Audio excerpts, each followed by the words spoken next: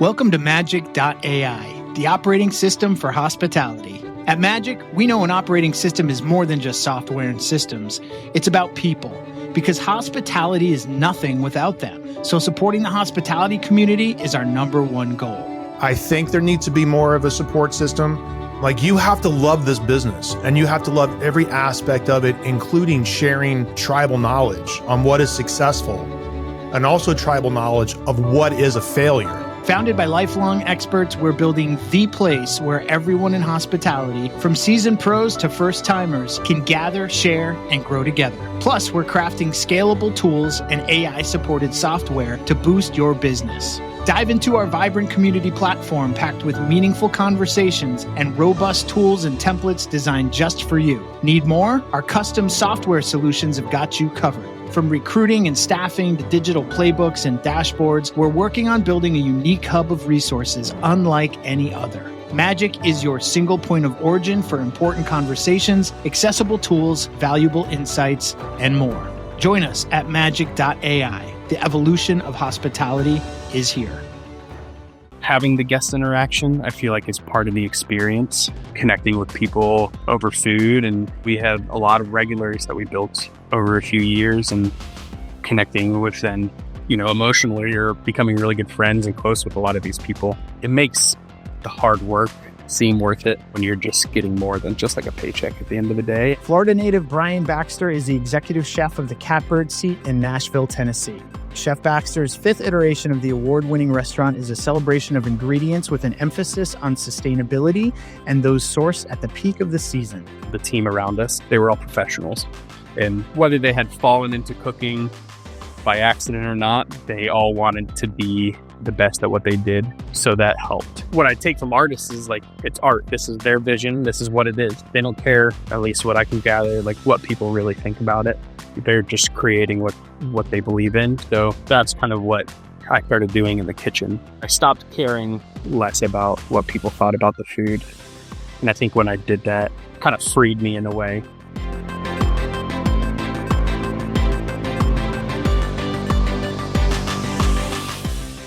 I had been following Sean for a bit and actually had staged a couple times before going back and staging for a job. I was working in a hotel in Orlando, and the first two stages I had were, the first one was felt really bad. It's like one of those things. Why did it feel bad? So he was doing, he was getting ready for an art culinaire shoot. The first night I hung out with Jeremiah, who was chef de cuisine while I was there, Jeremiah Langren. And he was working fish at the time, so he just shut the party. And I was hanging out with him on fish. I'm 3 years out of culinary school at this point. A little in over my head as far as that kind of kitchen goes. And I get the work service with him the next day. Sean's got the art culinaire shoot, so he has this long prep list of all these things to do. So we're knocking out these things, and it's make a laurel tea. And I'm like, what's a laurel tea? He's like, just make it taste good. And I'm walking around, I was looking everywhere. Someone's like, oh, bay laurel. Right. I was like, oh, okay. So so I find the bay leaves and make the tea for him. And then we have to make this egg yolk pudding. So it's 65-degree, sous vide egg yolks. And then isomalt, glucose, olive oil. And I had never worked with isomalt or glucose. Yep. Jeremiah wasn't there. He's the only other person that had ever made it. So I'm following this recipe, and the yolks they gave me were soft-boiled egg yolks. So I went to Dano. On purpose, or were they fucking with you? Well, what happened was I went to Dano, who was working meat, the meat station, and I was like, hey, they told me to come get the yolks from you. He's like, no, those yolks are from over there. That's Dan Hines for those people listening. Yeah, who I just got off the phone with a little bit ago. But so he sends me over there. I get these yolks. I don't think that's 100% the problem, but I make it 3 times and it keeps breaking. So Sean's finally I keep getting him each time. And at this point, sitting down for lunch. I've blown through all the eggs on the cold app station. So like I'm making them more eggs, and he's like, "Oh, you need 65-degree egg yolks." So we do it again, and it breaks again. He's like sitting there. He's like, "Oh, yeah, we have to melt the ice and malt before we add the glucose to it. That's what we need to do." So then we did it, and it worked. But it was like, at this point, I was just so defeated and like couldn't wait to get out of there. That reminds me of one of the very first prep experiences I had. I was working at a little brew pub, and the chef said, "Do you know how to make salad dressings?" And I'm like, "Yeah, man, I make the best Caesar dressing ever," like full of myself, and like broke the thing like 3 times, like 3 full Robo-Coups of broken Caesar dressing, just like shoot it out. It was so embarrassing. So I feel your pain. That's how it happens. So anyways, I was working at a hotel. I was able to save up a lot of PTO time, and wanted to move back to New York. So I had a month-long stage set up at Boulay. I loved every minute of it and really wanted to move there. I had buddies from high school, had an apartment. And then I just was kind of adding up the offer and all my finances, and it was like, there's no chance this makes any sense. So I got back to the hotel, and because pay rate was low, is what you're saying. Yeah, I think it was like, man, what was it? It was like $500 a week before taxes. And the room I would have been renting was like $1,000 a month just for the space. That didn't include the split of any other costs. And then you taking food, cell phone, insurance, all, start riding a bike in the snow was not something I wanted to do, so, I get back to Orlando. I'm back like 3 days, and Jeremiah tweets that they're hiring at McCrady's for a chef de partie. And I told my boss, Chris Windus, I was like, I want to go stage at McCrady's. He's like, "You're just gone for a month." I was like, "I know." He's like, "All right, email Jeremiah. Let me know what he says." So Jeremiah's like, "Can you come up this Friday, Saturday?" Oh, man. He's like, "If I let you go, you better come back and tell me that you have a job." So I drive up, do the stage. The second day, go spend time down at Thornhill Farm. I think it was Thornhill. It was the farm that we used to plant stuff at. So spent some time down there with Jeremiah in the morning. Got to drive around with him and chat a bit. Came back on stage the second night, and then he offered me the job. So moved up there in November of 2000. Or it was actually end of October 2011. It sounds like you had a great mentor or boss in Florida who wanted you to go explore and flourish. Is that right? Yeah, and I still, we still keep in touch today, and we're good friends. And I think the thing with him is, if it worked for, it was in a hotel, so we were really busy. It was a Todd English restaurant, so got to spend a lot of time with Todd at events and stuff. But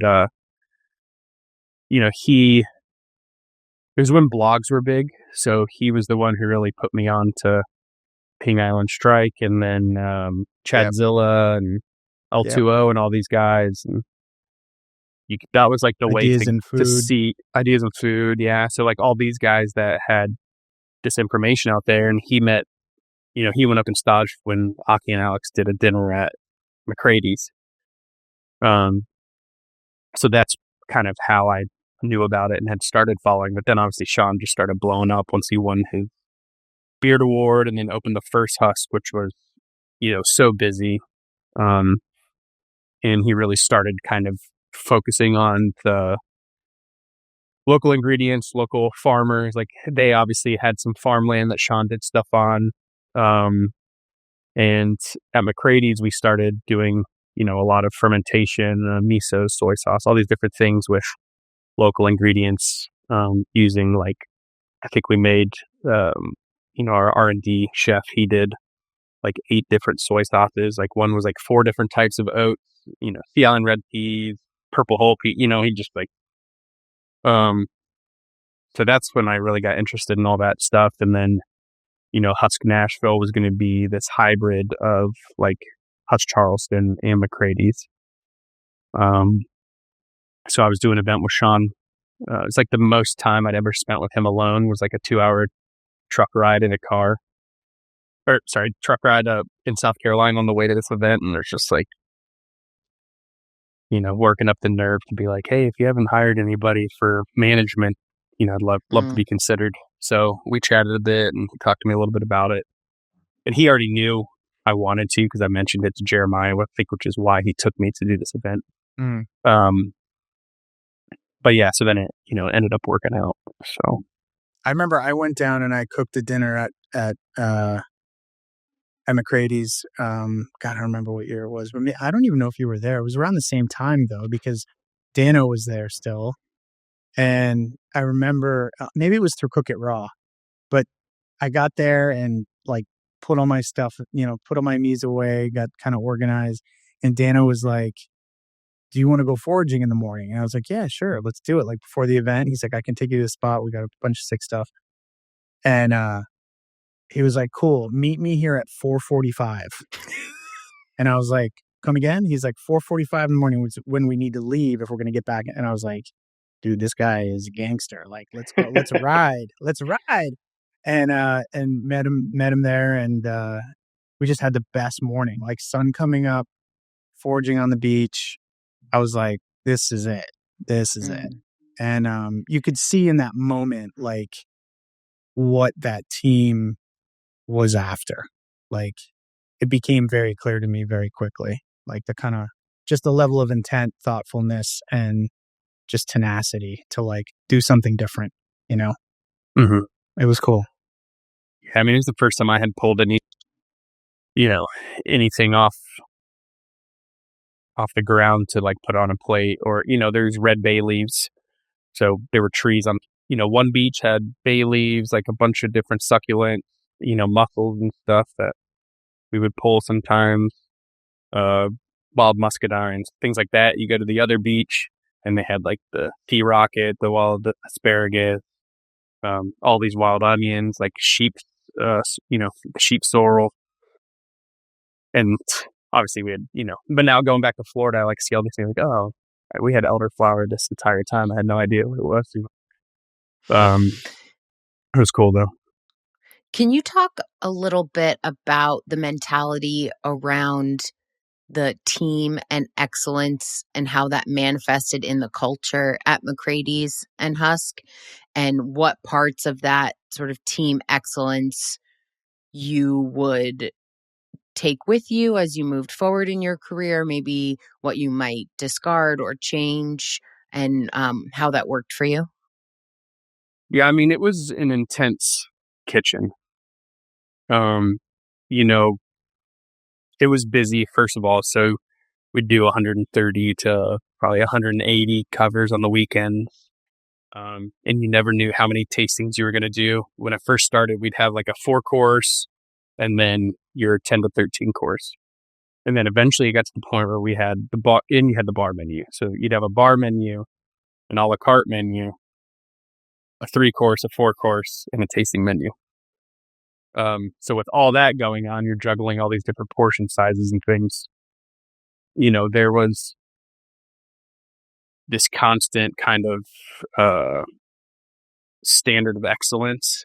I wouldn't say quite perfection, but they were looking for something wrong in every single pick, tasting every sauce, looking for the slightest detail that might be missing. And I think that's one thing I gathered from that was like when we moved to Husk Nashville, we plated everything on the pass. They would cook it behind us, and then myself and another chef would, plate everything. So that way we're tasting every single thing before it goes out of the kitchen. So you're always catching it. You're always catching if the steak's overcooked, the fish is undercooked, the chicken's raw, or skim's not crispy. So I think that was a positive I took from it. It was an intense kitchen, and obviously as kitchen culture changes, I don't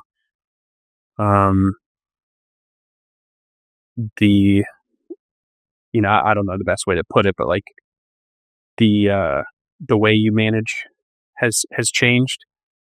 I played football for a really long time, so I was used to a certain level of intensity, even playing a year in college, and it didn't bother me. But now there's The thing I think I learned the most at Husk was everybody reacts differently to things. So some people, you can yell at them, and that's what it takes for them to do it. Some people, if you yell at them, they shut down, and they'll never get better, and they'll never figure out what they did wrong. Some people you have to show them once, some people you have to show them twice, and then usually if they can't figure it out the third time, like maybe it's just not the right fit. Not for them. But yeah, so it was definitely like, a kitchen 15 years ago. So, but some of that, like, okay, you don't want to get yelled at, so you're going to make sure it's right. But also the team around us, they were all professionals, and they were, whether they had fallen into cooking by accident or not, they all wanted to be like the best at what they did. So that helped. You have all these guys that want to be there 15, 16 hours a day. Maybe you don't want to be there that long, but like they don't have a problem with it. Like everybody knew, we took turns foraging, going to the farms.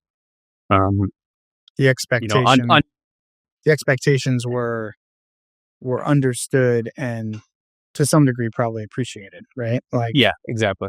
Yeah. And then on your day off, you could come in, and if you want to do charcuterie, like, hey, we're getting a pig and we're going to do charcuterie with it. You could come in on a day off and spend 8 hours there, but it was to get better. It wasn't like, oh, I have to be here. Like people were looking for any of these little things, learning how to make vinegars or meat, whatever it is. Like it was, for me, also educational. So it was a very and they were paying me to work, Yeah. What's that? So it was a very educational kitchen as well. Definitely. Yeah. Okay. And I think, the most intense kitchen I worked in, for sure. Even, like Boulay was crazy and intense, and he would, it's a busy restaurant, but there's a lot more kitchen staff in there. And he would just show up at like 4:30 with, fish. This is still rigor mortis, like shoving it in your face and getting slime all over you. And it's like, oh, we're going to throw this on the menu. And like the fish guys are scrambling to like find all these ingredients. He just shows up with like, a basket of heirloom tomatoes. We're going to do this, this, and this. And, I think I really appreciated that, where he just kind of does things on the fly. So that's one thing I've kind of picked up just from like, that little bit of time I got to work there in New York. But I think you touched on a really interesting part about managing people, because really, as being a leader in this industry is really about managing people. It's really a people business, and all employees really need to be treated differently, right? Some employees respond better to some things, some employees respond better to others. So how do you figure that out as you're managing people in the kitchen? Do you sort of feel it out over time? I think kitchens are less intense now than they were 15 years ago. So is there any yelling left in kitchens that you're in, or, how do you manage people? Well, definitely differently now. It's been 11 years since, we moved to Open Husk. I'm not the most patient person in the world. I'm not going to lie to you, and I still get pushed to a limit that, makes me react in ways that I don't want to. I think having a 3-year-old and a 5-year-old has helped me work on that a little bit too. But, they like to really push your buttons a lot as well.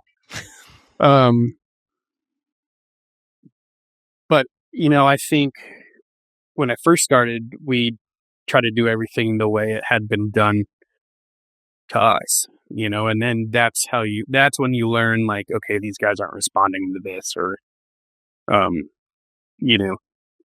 some people, it was just, you just needed to, maybe they didn't understand that, you had to show them, like I said, once or twice. Other people, maybe they didn't respond a couple times, and then you yell at them, I say yell, but, like push them along a little bit. Yeah, that's nice, stern raising of the voice. Yeah. I'm like, hey, did you not, You're like, why are you still doing it this way? And then they were like, yeah, you're right. Yeah. So it was kind of figuring it out, I'd say the hard way, but I didn't know from looking at someone like this person's not gonna want me to yell at it. It's No, not you got to something feel like it that. out. You got to feel it out. Which I think a little bit, everybody's gonna hate me for saying this, but I feel like now with staff, you're starting to lose. I don't know. It's a interesting time in the industry, right? Because it's the margins on restaurants aren't the best, and it's a lot of work. A lot of times for not a lot of money, and I think it's just that's another. Now that's what now that's what we're learning, because not necessarily like we've learned how to address people. Now we have to learn like how do we get money? people to want to work for us, Yeah, how do we and run make our money, business? Yeah. and do their job properly, Yeah. and not get butt hurt when you're like, yo, what, like. I'm actually glad that you mentioned the business part of it, because it seems to me that from your story, between McCrady's and Husk, you kind of gathered this insight as to how you wanted to approach, technique and style and, the intent of what it is you're trying to do as a chef. But then when you moved from South Carolina, to go to Bastion kind of really started to teach you more of the business side, right? And you started to kind of layer on a little bit of a better understanding of the business side. I think that's really important. Correct me if I'm wrong, but that's kind of what it sounded like from reading your bio and other things. And that I think is really important, and it's an integral step for anybody in the business who wants to be the best and the most proficient, chef, restaurateur, owner, operator. Is like, it's not just about the creative piece and the innovative piece. It's about the nuts and bolts of like food cost, labor cost, all those sorts of things too. Yeah, I think I got the foundation from, working for a restaurant group like NDG, where you're working off a declining budget, every week, and lots of meetings, learning like how that function is. And then moving into Bastion, seeing this from a different view, where it's, like a chef owner operator, him bringing his idea to life and how that works financially. And then, me now trying to figure out, and balance what I want to do and how to make it make sense financially. For me, there's a big creative element to it. I'm not someone that can just like open like a 100-seat restaurant and be like, we're just going to just slam burgers all night long and make millions of dollars. It's not about the money in that regards. Without I know what I'm good at and I know what I want to do. So how can I combine the two? And if it's, I'm successful, I make enough money to support my family and a little extra, I want to do. Of course, I've never felt $1 million. So, I don't know what that feels like to be sitting in my bank account, but it's more about the passion and the drive. So my goal now is to figure out how do I do that successfully. Which has been a challenge, challenging as as I'm looking for restaurant spaces, and Nashville's is, a relatively popular city right now. So as you can imagine, 2.5 years ago when we started looking, the prices are a bit different. So, yeah. And you had a stint in Atlanta to work with Kevin Gillespie, right? We had Kevin on the show. He was delightful. Yeah, he's great. And yeah, he's great. He just has really incredible ideas about leadership and mentorship that I still think about. So did this endeavor provide you with any new opportunities. I think you were able to learn about operating multiple properties and concepts at once. So how did you learn about scaling while working with Kevin? I think it was tough because I was there for about a year because COVID happened, about 9 months into us being open. I've known Kevin for a long time. We met, when I was at Husk and bonded over hardcore music and cooking and a few other things. And, when he reached out, I was about to have my first kid and offered me this job, I talked to Josh about it, and, we were kind of looking for maybe just trying to figure out like what our family looked like and what the next kind of career path looked like. And I told him, I was like, I want to open a restaurant. If that's something that, we can talk about in the future, then, I would love to come down and be a part of the team and grow as far as like a chef owner, kind of see how that operation works. So we moved down, and I got to work at a gun show for the first couple months doing testing and stuff. And I had done a dinner there before. And it's a fun restaurant. And then, I think seeing and working with his partner, Marco, who's also like a really good businessman, great guy, I loved getting to know him and seeing like if things that they might look at, that I never thought about before, or noticed that, maybe, Josh thought about the same things, but I didn't put two and two together until you're seeing it from like another spotlight. But like just trying to fill in every bit of real estate inside the restaurant as far as storage, I'm trying to think of a good example. Like on top of the walk-ins was all of our dry storage. So, you had to climb up a ladder, but you didn't have to take up, 14 feet of shelving just to store some Lexans. So that's one thing I look at as, we're looking at these spaces is like, how can we get as much in here as we need? But also it make sense as far as the flow goes. And Kevin was good at like filling in all the empty space, but the flow making sense.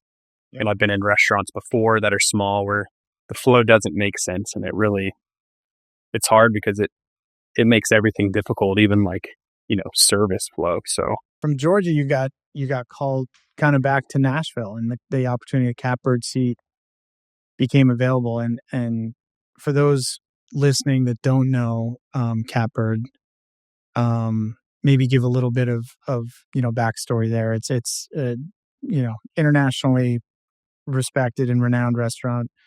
In my mind, really more for the format than anything. Like, the food is top notch, excellent, Michelin quality, but you've got this format that's very unique, very intimate. What was it like to step into that role and kind of assume, the helm there?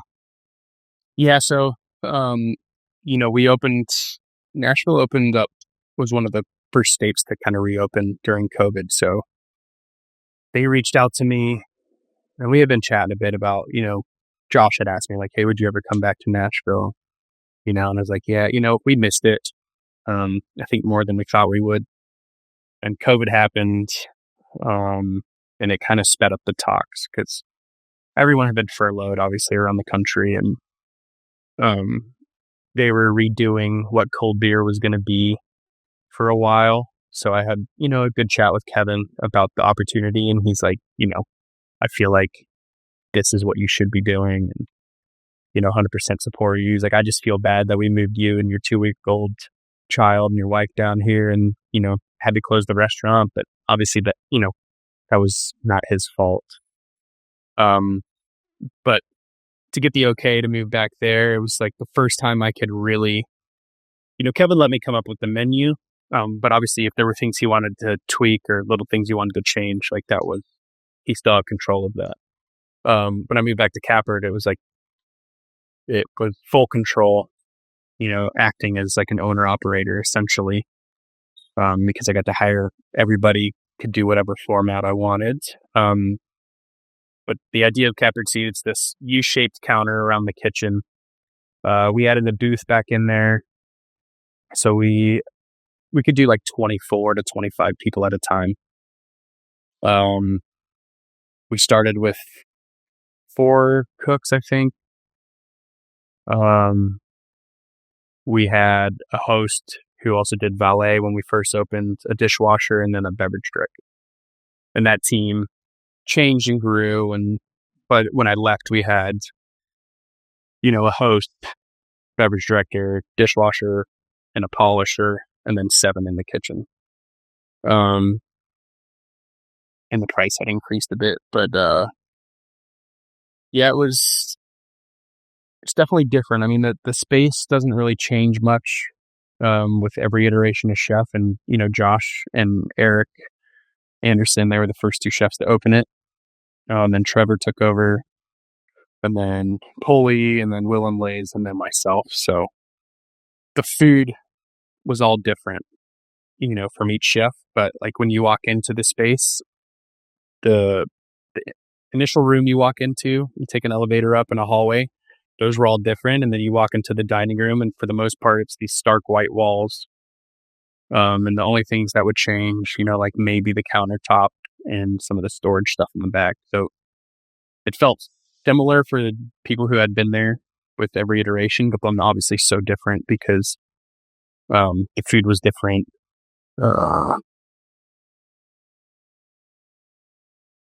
We kept it pretty similar, like, reopening during COVID with, not much of a budget because the restaurant had been closed for a few months. And just slowly kind of adding to, but I think the experience allowed me to really find like what, I don't want to say what my food is, but like, or culinary voice, but really like the direction and the creative process of how I come up with things. And it definitely evolved over 4 years. From where it started, and it just kind of just became this thing where I was no longer like looking into cookbooks and different things for inspiration. I was allowing the ingredients to inspire me.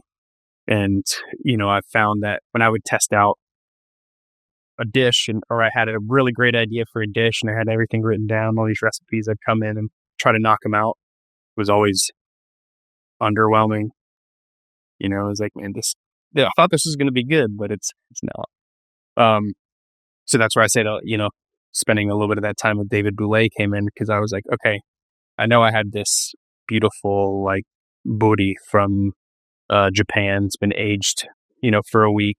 So I have the fish. I know what flavors I might want to do with it. So, I'm pulling out fermented kiwi. Okay, so I have these 2 ingredients, I know I have some sea lettuce. I have to put the dish on tonight. So then I forced myself to, create this dish. So I really didn't test a lot of dishes. It was kind of like real-time testing and watching guest reactions, or but you can get away with that there because that's kind of the ethos that Catbird's built on, right? Like, is this kind of experimental format where the guest expects that it's going to be iterative, it's going to be constantly changing, and new ideas are going to be coming to the table every day, right? Mm-hmm. Yeah, I mean, when we're serving our first seating, we were serving 13 to 15 courses, and then serving 20 to 24 courses, the late seating. You could, but I was doing it all the time. But thankfully, it got to the point where, now, as an experienced chef, I have this taste library kind of, built in, where it's the taste library. I love that. I don't know how to. No, I love that. I don't know the best way to explain it. Conceptually, I love that. I know exactly what you mean. Yeah. So then it's okay, for example, we did this foie gras dish, and we had this really beautiful pink guava coming out of California. And I bit into one of them, and I was like, man, was like, the skin reminds me of something. And I couldn't think about it. And I saved pieces of it. So throughout service, I'm like snacking on this. Like, what does that taste? And then like in the middle of service, you're plating, and one of my guys, Shavama, was like, sage. And he's like, what?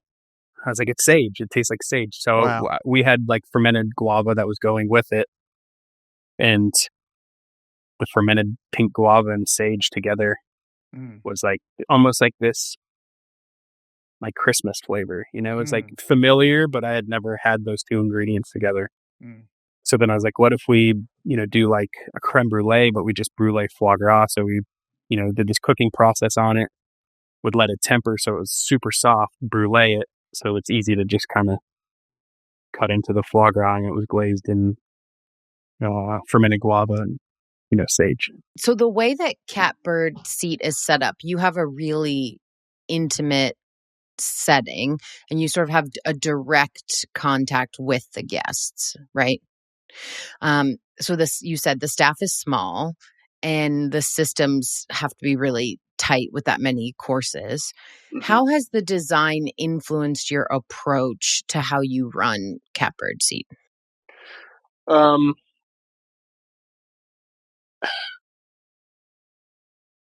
Well, I was fortunate enough that the entire first staff that I hired, except, our valet and dishwasher, had worked for me in the past.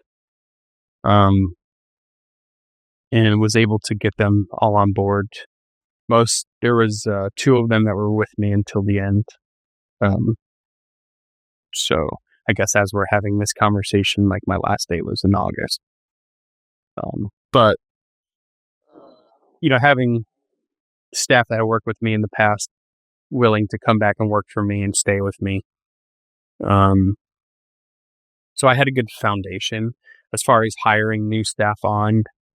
We definitely would do a Dodge process, where people would come in and spend a few days with us, and then we'd let them sit down and eat dinner, make sure that it was the right fit for them and that it was something they wanted to do, and also that they were the right fit for us, because the last thing I want to do is have someone move all the way down to, another state and then have to fire them, a month or 2 in. How about that customer interaction, like having access to the guests in that way, right? Like it's a totally different, and it's interesting because I think Catbird kind of inspired by design, like all these other restaurants that would come after it to kind of do the chef's counter, right? Or that idea. How did that, what did you get out of that process as far as having that direct relationship now with somebody across the counter who can give you immediate feedback? Yeah, I think it's good and bad, right? So, some people, like when they're eating, they might be making a face that makes you think they hate it, but it just might be like how they eat, we didn't have a lot of complaints, but like you get people that like, it's just not their vibe, or they Googled best restaurants in Nashville and they just booked the first 5 that pop up and they had no idea what they're getting into.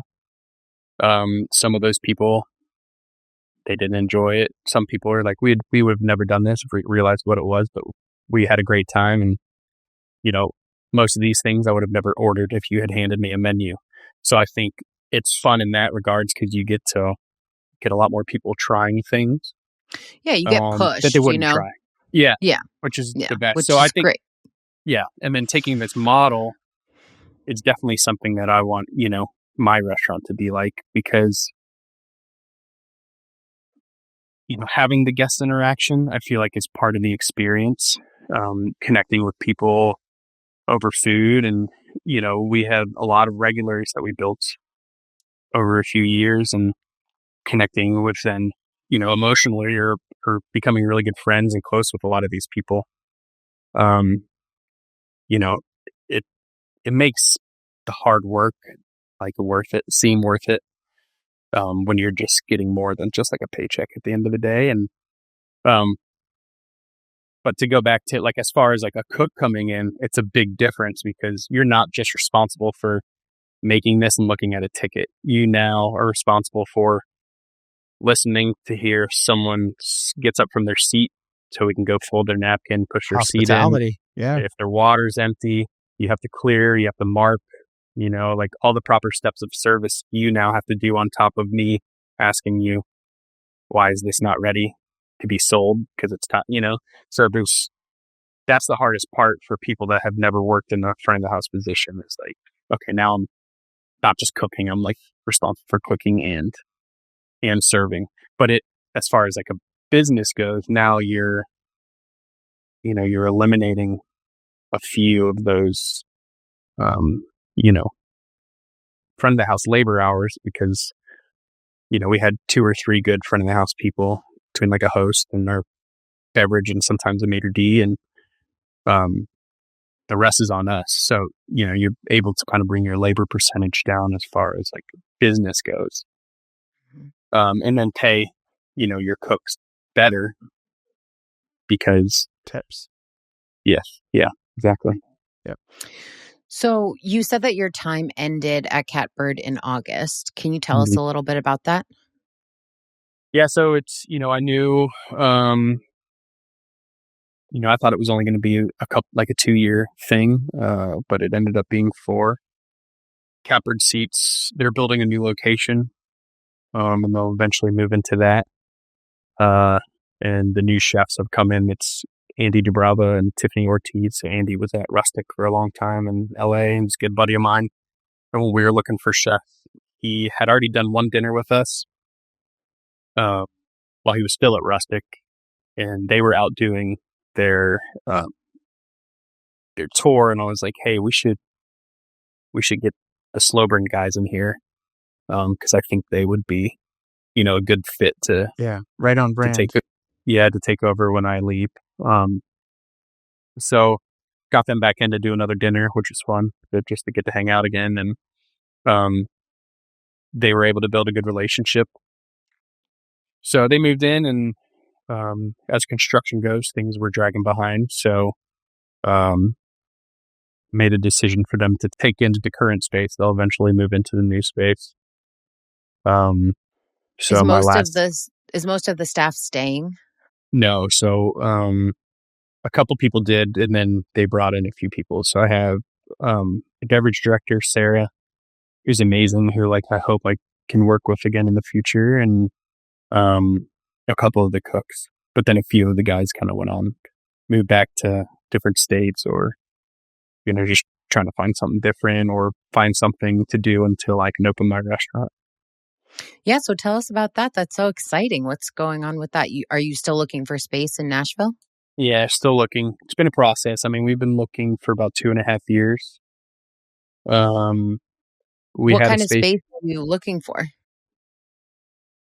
So, the concept I want to do is focused around seafood. So at the heart of it is, a counter.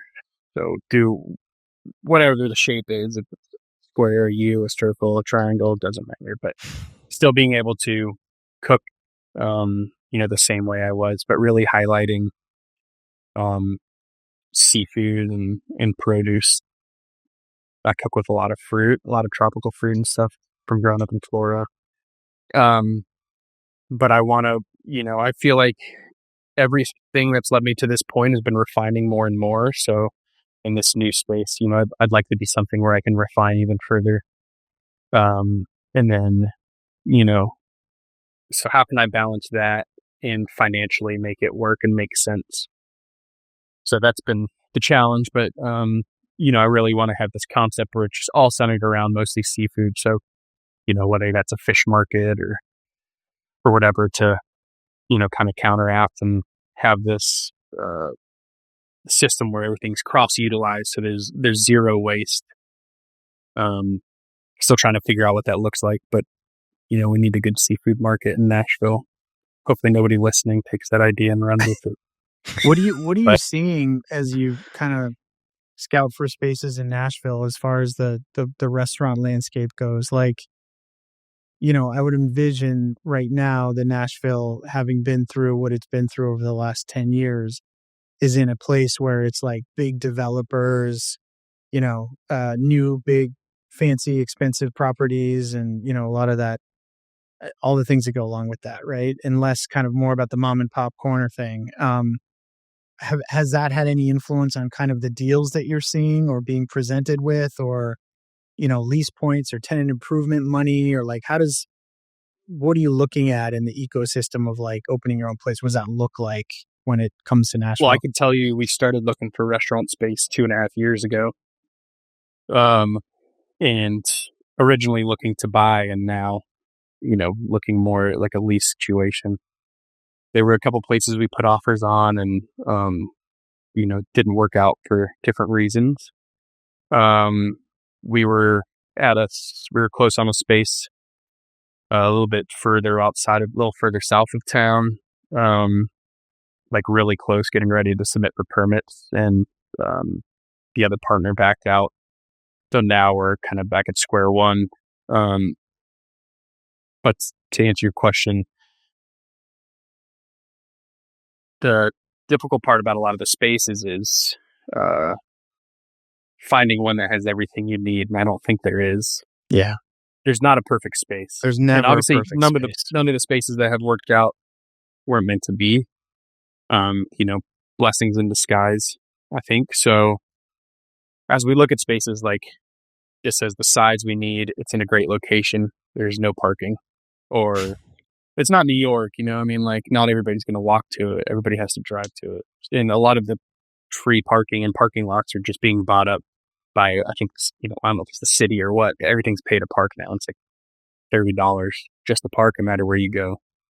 So is the space right? The square footage prices has gone up, significantly in the last 2 years. And so to answer your question, yes, tenant improvement is the big driver. Yeah. In a lot of those. Deals got to be which right. is going to it's going to increase, your price per square foot as far as your lease goes. But if you can figure out the TI, then yeah. Are you looking for a partner, like a development partner in any of this, or are you just kind of raw dogging it independent style? It depends on the space that we've been looking at. Like we looked at a key spaces. We have a space that I love, that I really liked before we started really pushing on this thing south of town, and now we're kind of back looking at it again, and I hope it works out. Yeah. But yeah, buy used. That's all I got to say. Buy used. It's that's what Dana said. At 100%, man. It's like a car. It's like if you can, find something with 30,000, 40,000 miles on it that's going to check enough boxes that are on your list, and you're going to save all that expense of having to put in a hood and all that other bullshit, and you can, retrofit as best you can to suit your needs, man. That's the dream. Coming from somebody who built an extremely expensive restaurant from scratch, I will just say, looking back, I would have been much wiser to find something that was like 85% of what I wanted, and then just kind of getting the foot in the door and making it happen. But I was like in that moment in time when I was in my own head, and I was like, no, has to be the dream, has to be exactly what I want. Let's go location, and then even if there's nothing there, we'll build it from scratch. Well, lessons learned on that one for sure. Was that Townsville? Yeah. I mean, Townsville was crazy because the location was great, right, in downtown in a lot of ways, in terms of like its proximity to other businesses and public transit and all of those things that we knew would be successful drivers for it. But it was a completely raw, unfinished space. It was a brand new building. And so it was a space that there had never been a restaurant in. And so even just entertaining the idea of like, what does it mean to build a restaurant in a raw space, and trying to figure out, are we going to run a chase for the hood up, 60 stories? Or are we going to pop out the side? Or like all of those material, like infrastructure considerations.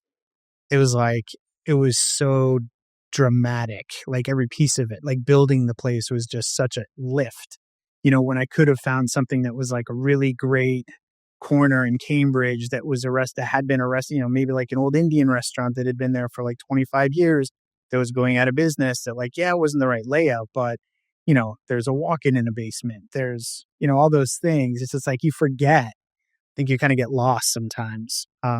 Anyways, for whatever that's worth. Yeah. Now, Dana said the same thing about 2 hours ago. Yeah. Yeah. So as you, I know we're getting close here. I don't know how you're doing on time. We're okay if you are, but, as you mature in your career, and I feel like I've kind of watched this awesome arc with you. Like you're a dad now. You've got a family. You still are one of the most innovative chefs that I know, that I've followed, and I'm curious as to how you've also been an amazing journey for health and wellness, by the way, which I know is ongoing, but you have a pretty stark commitment to that.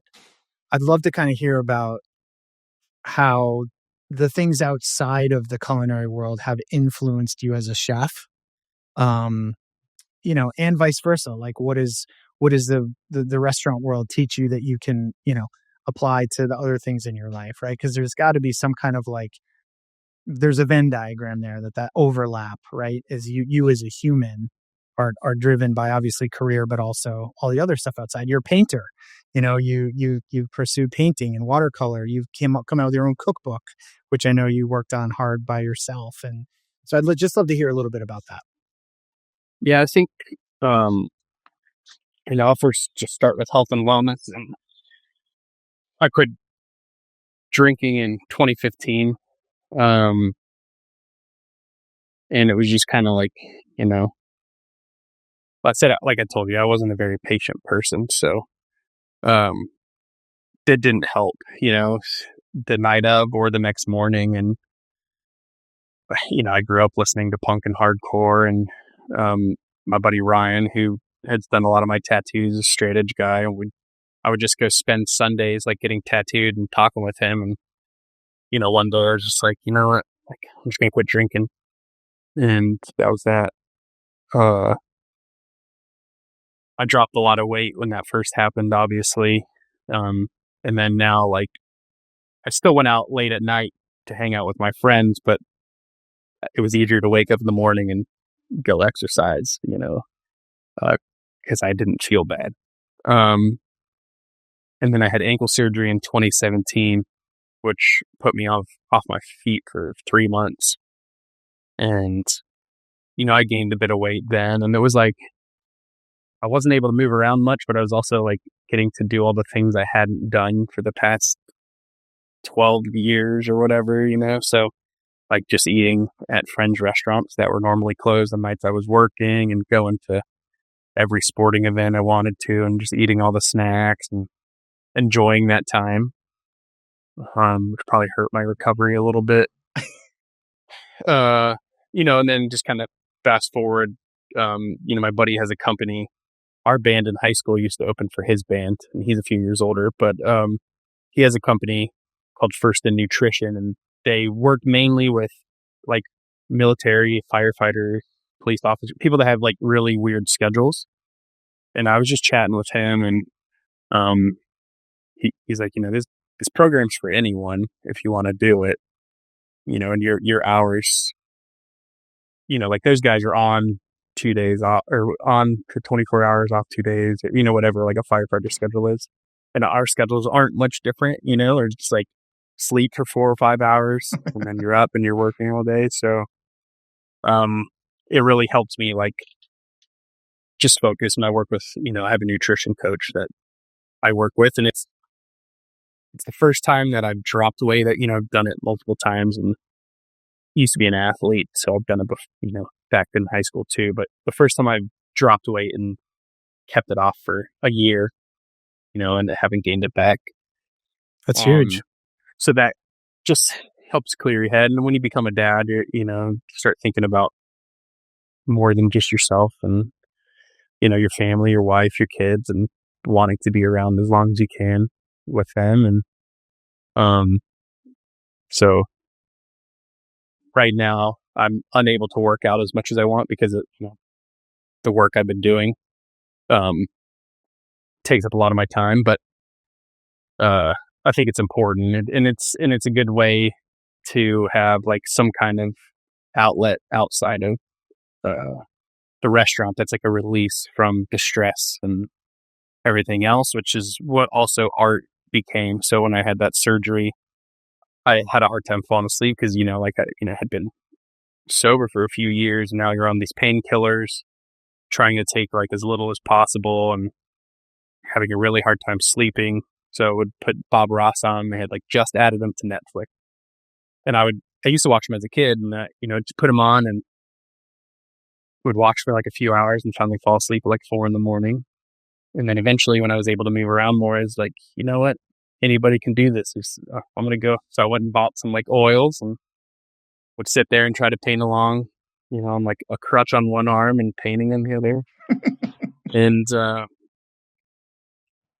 happy little trees. Happy little trees. Happy little trees. Splattering oil everywhere. Yeah. So I was like, man. So I started painting outside, and we had my buddy and I, he's a chef too. We had a projector up on the wall, and I would stand out on the porch and watch the projector and paint so I wouldn't get paint oil all over everything. Well, then as it got colder, I started playing around with watercolor, and then just kind of fell in love with watercolor. About Todd Saul, he became a really good friend of mine. He's like an art mentor. He's a local guy, and we just started painting together, and realized like that was a good creative release outside of the restaurant. So I didn't have to think about food all the time. And I had this, it's hard to explain, but I just get this feeling where like I have to be like doing something creative, or like I just get in a really bad mood. So that allows me to do that. And, I learned at Husk, I used to keep a notebook by my bed because I would wake up in the middle of the night with like an idea, or like be thinking about food or reading a cookbook. And then you're like, no, I can't fall asleep, but my mind is so busy. So I try not to think about food after like 8 p.m. on days off. So this just became like another creative outlet for that. And what I took from art is like, I'll be honest, like a lot of people are into abstract art. I don't understand it. It's not for me. Kind of like Pearl Jam and Stone Temple Pilots. I can't do the voices. A lot of people like them. If it came on in the middle of service at Catbird Seat, whoever's closest, need to go skip. But what I take from artists is like, it's art. This is what they think. It's there. This is their vision. This is what it is. They don't care, at least what I can gather, like what people really think about it. Like they're just creating what they believe in. So that's kind of what I think I started doing in the kitchen. Less about like what people thought or expected, or, some people will be like, yeah, I think this needs a little more of this or a little more of this. And I was like, yeah, it's your opinion. And taste is subjective anyway, so everybody's entitled to their own opinion. People have likes and dislikes. But I stopped caring less about, what people thought about the food. And I think when I did that, I was kind of freed me in a way as far as creativity goes. So freeing.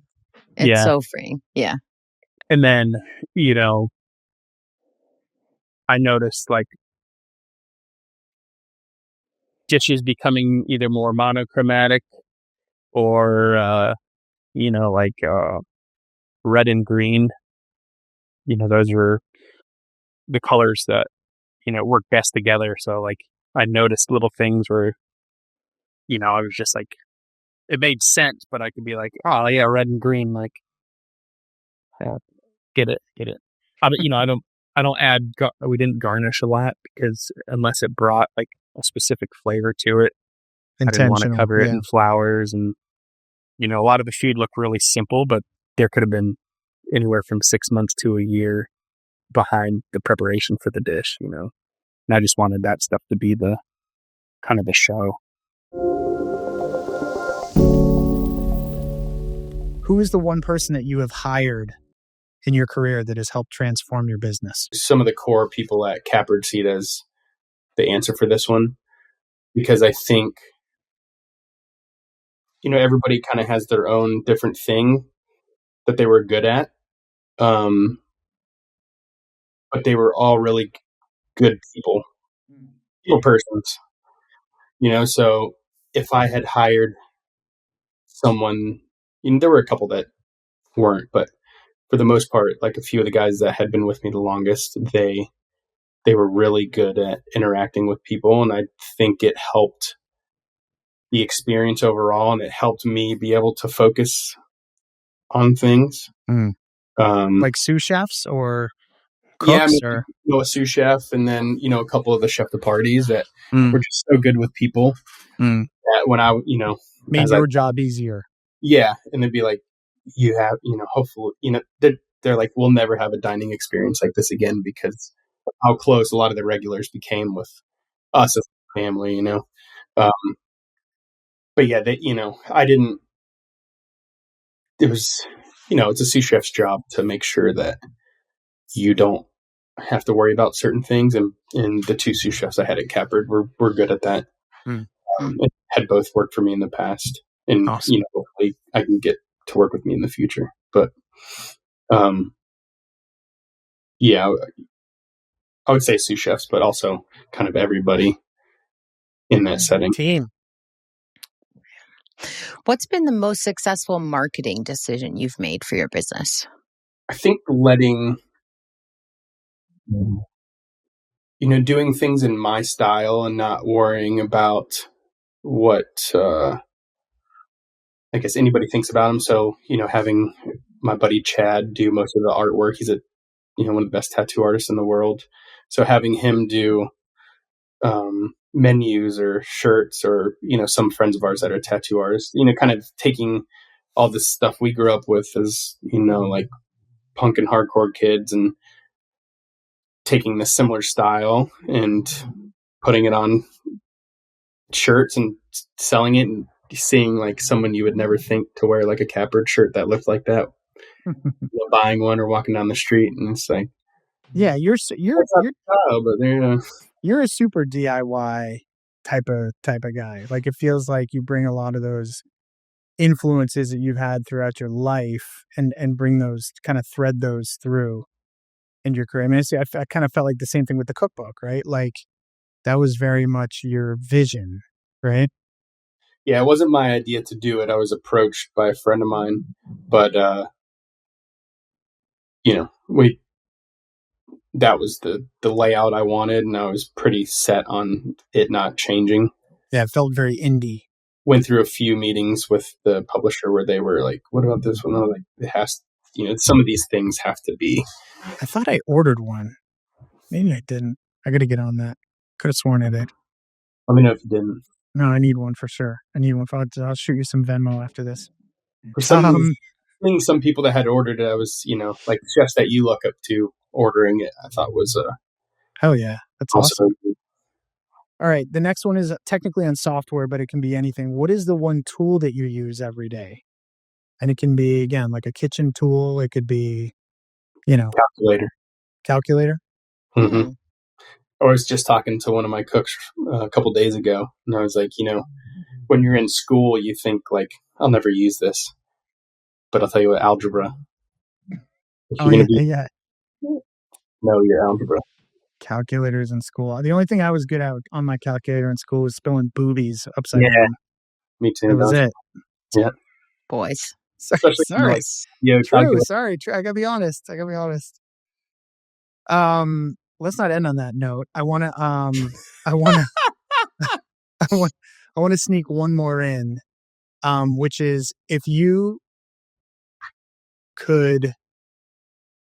younger self could visit you right now in this moment where you're about to embark on the adventure of opening your own place, what advice would you give that kid?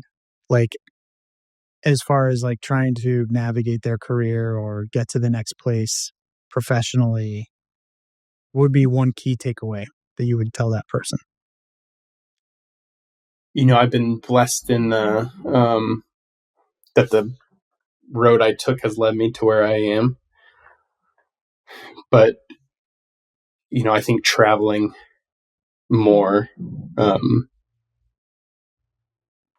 finding a way to either go work overseas or in a couple other larger cities before settling down.